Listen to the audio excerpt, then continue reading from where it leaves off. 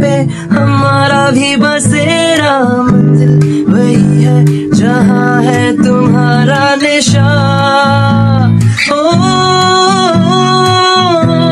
जीना है मर जाना है। Hello everyone, welcome to my another video. আশা করি সবাই ভালো আছো আর আমিও তোমাদের ভালোবাসায় অনেক ভালো আছি। আজকে সন্ধ্যাবেলা আমি, ভাগ্নি এবং ভাই মিলে চলে গিয়েছিলাম বাণিজ্য মেলায় ঘুরতে। তো আশা করি পুরো ব্লগটা তোমাদেরও ভালো লাগবে, না টেনে অবশ্যই পুরো ভিডিওটা দেখতে থাকো। বাসা থেকে বের হয়ে প্রথমেই আমরা একটা রিক্সা নিয়ে নিলাম মেলায় যাওয়ার জন্য, আর এইদিকে রিক্সাতে বসে আমি একটু আমাদের সহ রাস্তার ভিডিও করছিলাম। শেরপুর বাণিজ্য মেলা শুরু হয়েছে অনেকদিন হয়েছে, কিন্তু নানা ব্যস্ততার জন্য আমারই যাওয়া হয়নি। তো ফাইনালি মেলার শেষের দিকে আমিও চলে গেলাম বাণিজ্য মেলায় ঘুরতে। তোমরা কারা কারা এই বাণিজ্য মেলায় গিয়েছো অবশ্যই কমেন্ট করে জানিও। তো দেখতে দেখতে আমরাও চলে আসলাম এখন বাণিজ্য মেলায়। প্রথমে আমি চলে যাই টিকিট কাউন্টারে টিকিট কাটার জন্য, আর টিকিটের মূল্য ছিল 20 টাকা করে। আমরা যেহেতু 3 জন ছিলাম তো আমি 3টা টিকিট কেটে নিলাম, আর টিকিট কাটা সহ চারদিকের পরিবেশের ভিডিওটা ওরা সুন্দরভাবে করে দিল।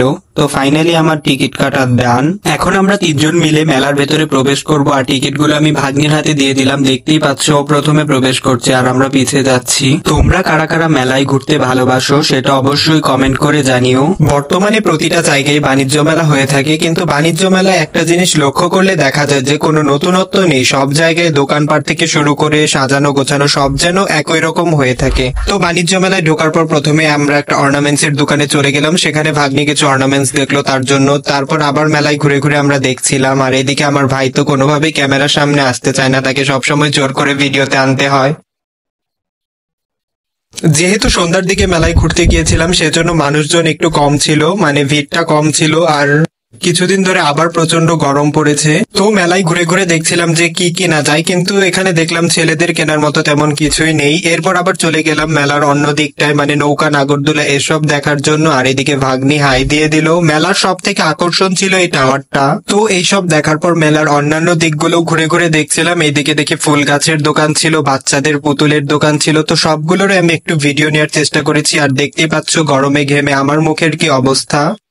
তো সম্পূর্ণ মেলাটা ঘোরাঘুরি করে আমার আজকে সন্ধ্যাটা বেশ ভালোই কেটেছে। এখন হচ্ছে আমরা মেলা থেকে বের হয়ে যাব, আর এখন যাব হচ্ছে একটা ফাস্ট ফুডের দোকানে, কেননা মেলার এইদিকে স্ট্রিট ফুড গুলো খেতে বেশি একটা ভালো হয় না, সেজন্য আমরা চলে গেলাম একটা ফাস্ট ফুডের দোকানে। তো দেখতেই পাচ্ছ ভিডিও করতে করতে আমি সেখানে যাচ্ছিলাম। এরপর মেনু কার্ড দেখছিলাম, আর অন্যদিকে দেখি ভাগ্নি ভাইকে জোর করে ছবি তোলাচ্ছে, কেননা ও ছবি তুলতেই চায় না। ছবি তুলতে তুলতে আমরা ফুচকা অর্ডার করেছিলাম, সেটাও চলে এসেছে। আর এদিকে তো ভাগ্নি খাওয়া শুরু করে দিয়েছে, ওর একটু ভিডিও নিচ্ছিলাম। এরপর আবার আমি খাচ্ছিলাম। খাওয়ার পর যদি রিভিউ না দেই সেটা কি হয়। এইখানের ফুচকাটার টেস্ট সত্যি অসাধারণ ছিল, কেননা দেখতেই পাচ্ছ টক জলটা, বিশেষ করে ফুচকার থেকে আমার টক জলটা বেশি ভালো লেগেছে, সেজন্য আমি পুরো টক জলটাই খেয়ে এসেছি, মিস করিনি। আমাদের খাওয়া দাওয়া শেষ, বিল পেমেন্ট করার পর এবার বাইরে চলে আসলাম। আর এইদিকে ভাগ্নি আমাদের জন্য মজু নিয়ে আসলো। যে পরিমাণ গরম পড়েছে ঠান্ডাটা এনে ও ভালোই করেছে। এরপর আবার একটা রিক্সা ডাক দিয়ে নিই, কেননা রাত অনেকটা হয়ে গেছে, বাড়ি ফিরতে হবে। সেজন্য আজকের ভিডিওটা এই অবধি। যদি তোমাদের ভালো লাগে অবশ্যই লাইক কমেন্ট শেয়ার করে দিও, ফেসবুক পেজটাতে ফলো দিয়ে পাশে থেকো।